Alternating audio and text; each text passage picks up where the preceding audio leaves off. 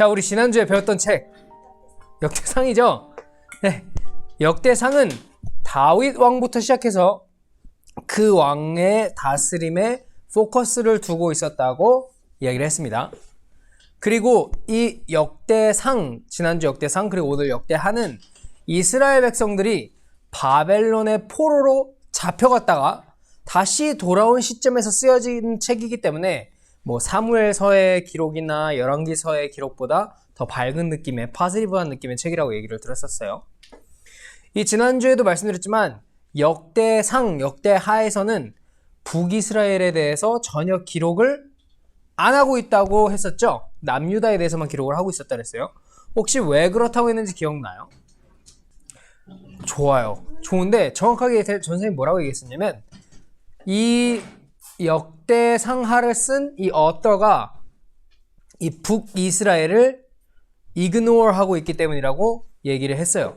왜냐면 북이스라엘 왕들이 자기 백성들이 남쪽으로 보내면 거기서 예루살렘에서 하나님을 예배할까봐 그러지 못하게 하기 위해서 뭘 섬겼다 그랬죠? 황금송아지 우상을 섬겼다고 했어요. 그걸 하나님이라고 불렀다고 얘기를 했죠. 그 이후로 이 역대상하의 저자는 북이스라엘을 무시하고 이 남유다의 다윗 왕조 왕가 사람들 이야기만 기록을 하고 있다고 했어요. 이 역대하를 보시면 우리가 열왕기서에서 살펴봤던 것처럼 솔로몬의 지혜와 그리고 그의 다스림과 전성기에 대해서 이렇게 기록을 하고 있지만 솔로몬이 다른 나라의 수많은 여인들과 결혼해서 우상 숭배한 기록이 없어요. 솔로몬 와이프가 몇 명 있다고 그랬었죠? 1,000명. 1,000명 있다고 그랬었어요.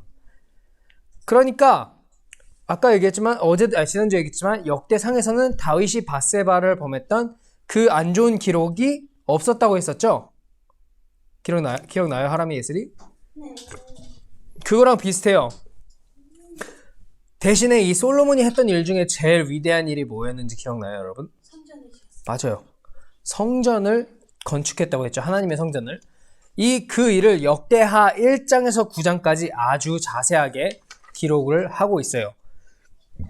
그런데 여러분이 어쩌면은 이 역대기를 배우면서 왜 성경에 이 왕들이 했던 나쁜 일들을 기록하지 않았을까? 좀 솔직하지 못한 거 아닌가? 뭐 이런 생각이 자꾸 드실 수도 있어요. 그러나 우리가 전에 배웠던 다윗 왕의 이야기, 사무엘 이야기가 있었던 사무엘서나 그리고 솔로몬과 그 뒤에 왕들의 이야기가 있었던 열왕기하에서 다윗이나 솔로몬의 그런 연약한 점까지 다 일일이 기록한 이유는 뭐냐면 그 책들이 이스라엘의 히스토리를 그냥 있는 그대로 썼기 때문에 그런 연약한 점을 그대로 썼다는 거예요. 뭔 말인지 이해돼요? 그렇지만 지난주와 오늘 보는 이 역대상과 역대하는 제사장 나라로 부르신 이 이스라엘 그리고 이 다윗 왕조를 통해서 하나님이 세우실 위대한 나라가 이 이스라엘이다라는 spiritual perspective, 영적인 관점에서 쓰여졌기 때문에 그러한 연약한 점들을 싹 빼고 좋은 점을 기록했다는 거예요. 이것은 마치 우리가 전에 배웠던 사무엘서나 열왕기서가 저와 여러분의 연약한 죄를 다 낱낱이 기록해서 우리를 부끄럽게 만드는 하나님의 빛과 같다면 이 역대상과 역대하는 예수 그리스도 안에 있는 우리를 이제는 완전히 거룩하신 하나님의 자녀로 여겨주셔서 더 이상 우리의 연약함과 죄를 보지 않으시고 거룩하게 여겨주시는 그 하나님의 은혜를 보여주는 이 말씀이라고 보시면 됩니다. 그러니까 여러분이 역대기를 읽으실 때 다윗 분명히 그 나쁜 짓 그렇게 하고 사람까지 죽였는데도 솔로몬은 1,000명이나 마누라도 그렇게 우상들을 섬겼었는데도 그렇게 나쁜 왕들이었는데 라고 정죄하시기 전에 우리의 하나님께서는 당신의 백성들의 죄를 기억하지 않으시는 분이시구나. 이처럼 내가 예수 그리스도 안에 있다면 나에게 결코 정죄함이 없는 것이구나 라고 여기면서 도리어 여러분이 감사하시면서 이 역대상하를 읽어나가시기를 바랍니다. 자, 오늘 배우는 이 역대하에 기록된 솔로몬 왕의 통치는 평화와 번영과 이 성전 예배라는 말 그대로 이스라엘의 전성기 황금 시대를 보여줍니다. 솔로몬 왕 때에는 우리가 잘 아는 이 유나이티드 킹덤이었죠. 이스라엘이 하나의 통일 왕국이었어요. 그리고 이 솔로몬 왕 때 나라가 점점 많이 커지기 시작했다고 얘기를 했죠.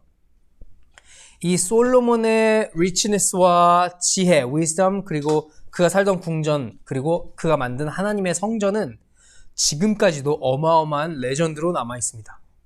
역대하 1장에서 9장은 이러한 솔로몬의 통치와 성전 건축을 자세하게 기록을 하고 있어요. 디테일하게. 그리고 9장 다음 10장부터 마지막 36장까지는 남유다의 왕들에 대해서 기록을 하고 있는데요.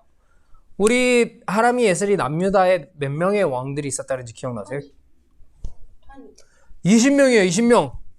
그 중에 선한 왕이 몇 명이었다고요? 8명이었어요. 8명. 역대하 10장에서 36장에는 이 선한 왕들 8명에 대한 기록이 무려 70%나 기록을 되어 있는 반면에 악한 왕들 이야기는 30%만 기록이 되어 있어요. 자, 근데 여러분이 이 역대하를 읽으시면서 조심해야 하는 사실은 남유다에는 분명히 선한 8명의 왕이 있었지만 이 20명의 왕들에 대한 기록을 보면 그 8명의 선한 왕이 정확히 누구인지 명확하게 클리어하게 얘기하고 있지 않다는 거예요. 예를 들면 이 므낫세라는 왕은 아주 악한 왕이었으나 나중에 깊이 회개했다고 기록이 되어 있기 때문에 이 사람이 선한 왕인지 악한 왕인지 아리까리해야 하는 사람들도 있다는 거예요. 그 사람들은 이제 우리가 하나님이 아니기 때문에 분명하게 선한 왕인지 아닌지 우리가 define 할 수는 없다라는 것이에요. 심지어 선한 왕이었다라고 기록된 사람들 중에서도 대부분의 그 선한 왕들이 마지막을 굉장히 씁쓸한 모습으로 끝나는 경우가 많이 기록되어 있습니다.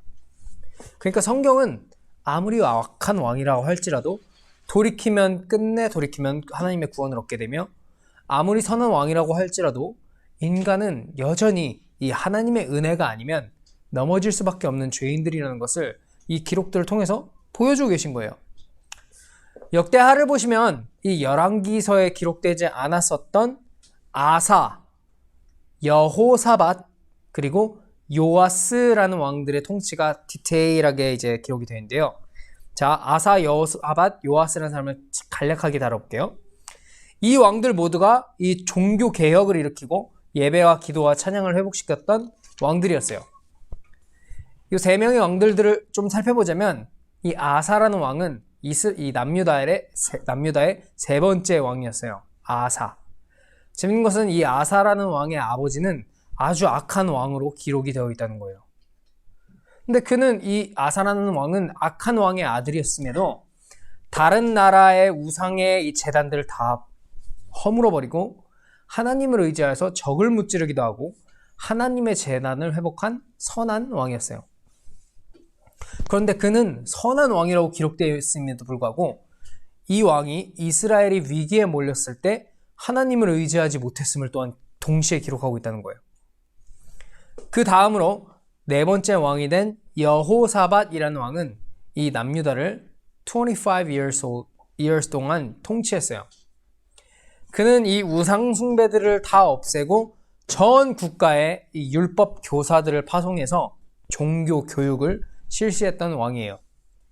그뿐만 아니라 다른 나라가 다른 나라가 위협하고 있는 거예요. threatening 하는 그 상황에서도 하나님을 의지하며 기도와 금식을 하게 했고 결국 이것은 이 남유다에 큰 부흥을 가져오게 됐습니다.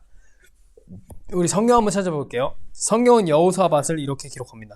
역대하 17장 5에서 6절. 역대하 17장. 우리 그럼 다 같이 한번 읽어볼게요. 시작. 그러므로 여호와께서 나라를 그 손에서 견고하게 하심에 유다 무리가 여호사밧에게 예물을 드렸으므로 저가 부귀와 영광이 극하였더라. 저가 전심으로 여호와의 도를 행하여 산당과 아세라 목상들도 유다에서 제하였더라. 자, 굉장히 좋게 기록이 되어 있죠.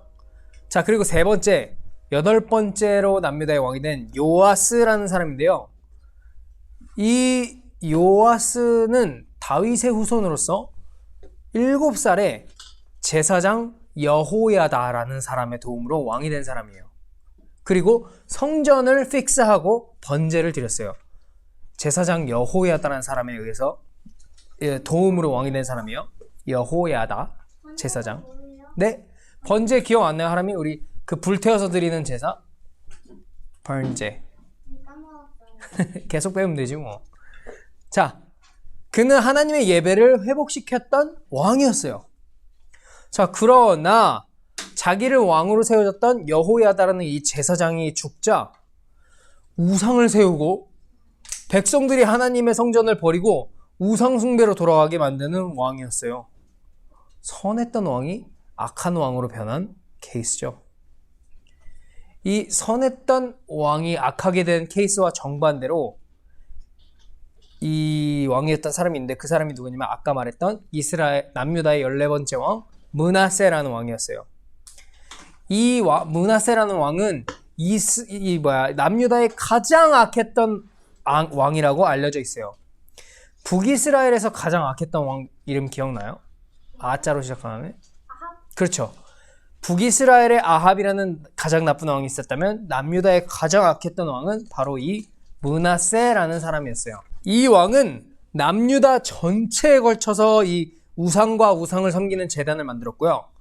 하나님을 공경하는 일을 멈추고 심지어 자기 아들까지 이 불태워서 우상에게 제사를 드리기도 했습니다.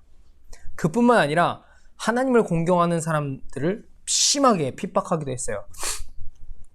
결국 이 므낫세 왕은 이 북이스라엘을 멸망시켰었던 나라인 아수르에 끌려가요. 사로잡혀 감옥에 갇히게 되는데요. 이 므낫세라는 악했던 왕은 그 감옥에서 자신이 하나님께 범죄했음을 깊게 깨닫고 회개합니다. 회개했어요. 다음 질문. 그럼 이 므낫세 왕은 좋은 왕일까요? 나쁜 왕일까요? 자, 어떤 사람은 이 사람이 구원을 받았기 때문에 좋은 왕이었다라고 생각하는 사람들이 있어요. 하지만 이건 달라요. 이 사람이 왕으로서의 역할을 제대로 했나요? 그러면 이 사람은 지옥에 가야 되는 건가요? 회개했죠. 나쁜 왕이 확실해요. 물론 구원은 받았겠지만 그가 왕으로서 한 일은 분명히 하나님 보시기에 악한 것이었다는 거예요. 무슨 이야기인지 이해가 되시죠? 사실 성경은 남유다의 좋은 왕들 누구 8명이었다 라고 정확하게 기록되어 있지 않아요. 그러나 우리가 8명이라고 말하는 건 무엇이냐면 성경학자들의 대부분이 이 선하게 살기 위해 노력했던 왕들을 8명 정도 추려서 그 사람들의 길은 다윗의 길을 걸었기 때문에 선했다. 비록 나중에 악해졌다고 할지라도 그런 말씀들을 근거로 해서 8명의 선한 왕들이 있었다라고 추정하고 동의하고 있는 것이에요. 자, 그렇다면 우리는 이 역대하에 기록된 왕들을 바라볼 때 무엇을 바라보아야만 하는 것일까요? 자, 우리는 다른 사람들, 다른 왕이나 뭐나 다른 사람의 모든 생각과 모티베이션 그리고 behavior를 완전히 이해할 수 없죠. 그러나 적어도 내 모티베이션과 내 생각, 내 behavior는 알 수 있죠. 우리는 사실 계속해서 똑같은 얘기를 하는 거예요. 이스라엘 백성들을 볼 때나 우리 자신을 볼 때나 왕들을 볼 때나 우리 자신을 볼 때나 우리는 이 왕들의 이야기에서 이 왕은 선했네, 저 왕은 못됐네, 도대체 왕이 왜 저래 이렇게 나오기 전에 저 왕들은 저렇게 했지만 이제 나는 어떻게 할 것인가를 보아야만 한다는 거예요. 우리가 마지막으로 살펴볼 두 왕은 누구냐면 히스기야와 요시야라는 왕들인데요. 이 두 왕은 다윗의 이상, 그러니까 꿈을 실현시킨 왕들로서 특별히 온전하게 하나님의 예배를 회복시켰던 왕들이었어요. 우리 열왕기 하 배울 때 이 사람들 배웠었던 거 기억나요? 아니요. 괜찮아요. 죽을 때까지 배우면 돼요. 그럼 기억이 날 때가 오겠죠? 기억 나든 안 나든 기억 날 때까지 배우면 되더라. 먼저 이 히스기야라는 왕은 남유다가 굉장히 어려웠을 때 왕이 돼요. 이 히스기야라는 왕은 남유다 왕 중 가장 선한 왕이자 또 가장 이렇게 돈도 많았던 그런 왕들 중에 하나였어요. 그는 여호와의 성전을 깨끗하게 성결케 하고 더러운 것들을 성소에서 다 제거해버립니다. 그리고 여호수아 이후에 지켜지지 않았던 이 6월절을 지켰어요. 히스기야의 목적이 두 가지였는데 뭐였냐면 잘못된 것은 완전 뿌리채 뽑아내버리고 거룩한 것은 새로 심어야 한다는 목적으로 이 리포메이션을 시작한 거예요. 종교 개혁을 시작한 거예요.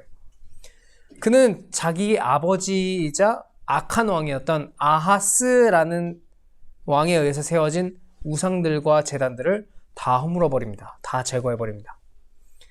남유다는 이 히스기야의 이런 의로운 일들과 기도로 인해서 북이스라엘을 멸망시켰던 나라 어디죠? 아수르에 의해서 이 남유다도 멸망당할 뻔했는데 이 히스기야 왕이 하나님께 기도하면서 하나님께서 그 기도를 듣고 보호해 주십니다. 히스기야 이 왕에 대한 이 리포메이션에 대한 개혁은 열왕기 하에서 우리 전에 배웠던 거기서는 단지 몇 구절만 나오지만 이 역대기 하를 보면 무려 3장이나 할애해서 이 히스기야에 대해서 기록을 하고 있어요. 그만큼 중요한 왕이라는 거겠죠. 자, 마지막으로 살펴볼 요시야 왕입니다. 요시야라는 이름의 뜻이 뭐냐면 여호와께서 치료하신다라는 뜻이에요. 여러분 혹시 하나님의 이름 중에 치료의 하나님이라는 단어 알고 계신가요?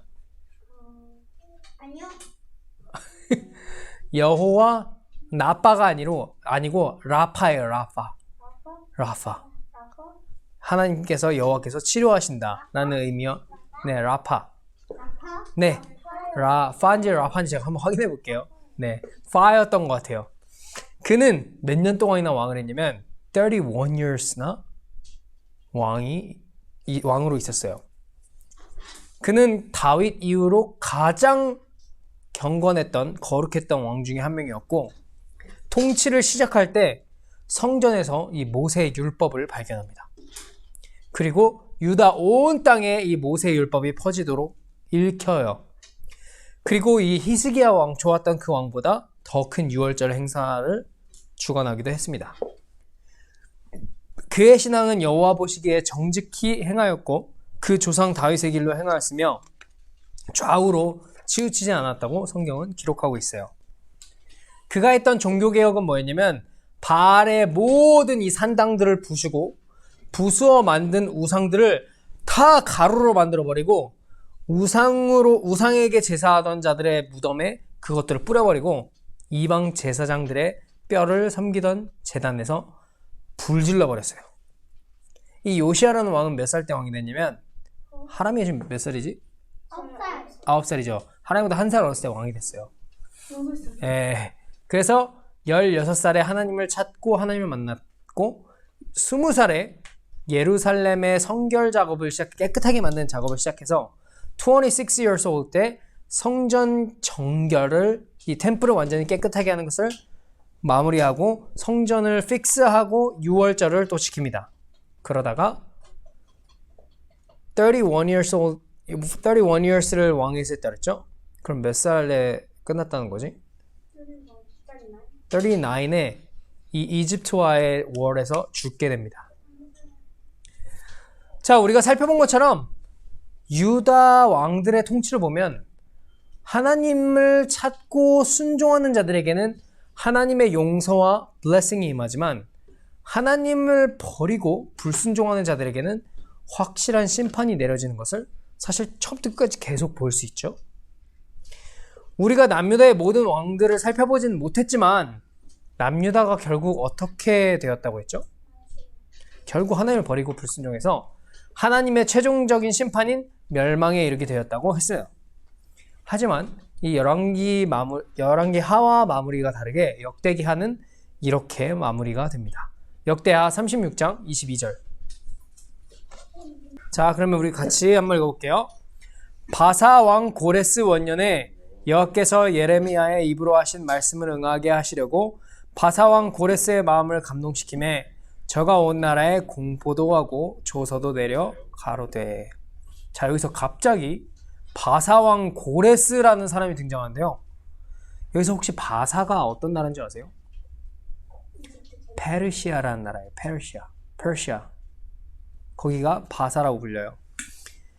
여러분, 남유다가 어떤 나라에게 망해서 끝났다 그랬죠? 바벨론이라는 나라였어요. 지금 그래서 이 남유다 사람들이 이 바벨론에 끌려가 있는 상태예요. 망했으니까 지금. 그죠? 그런데 이 페르시아라는 나라가 이 바벨론을 이겨버린 거예요. 그럼 지금 이스라엘 백성 어느 나라에 있는 거예요? 이해돼요, 하람이도? 지금 이 바벨론이라는 나라에 잡혀가는데 이 이스라엘 백성들이 지금 이 바벨론을 페르시아가 이기게 되면서 이스라엘 백성들이 페르시아 포로가 돼버린 거예요, 한마디로. 이해가 되죠? 자, 그런데 그때 이 페르시아의 왕이 고레스라는 왕이었던 거예요. 그런데 그 고레스라는 왕에게 하나님이 뭐라고 명령하시는지 한번 볼게요. 역대하 36장 23절, 바로 그 다음 절이에요. 자, 이게 무슨 말인지 이해돼요, 에셀이?